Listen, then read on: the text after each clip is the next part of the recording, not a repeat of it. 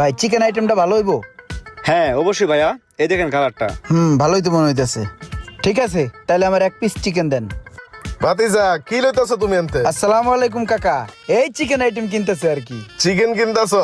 হ্যাঁ, এখন চিকেনটা ভালো। হ্যাঁ, এক কাজ করো, চিকেনটা ভালো করে মশলাপাতি দিয়া সস দিয়ে দিও। হ্যাঁ কাকা তাহলে রোজা রমজানের দিন যেহেতু আরেক পিস চিকেন লই কি কন?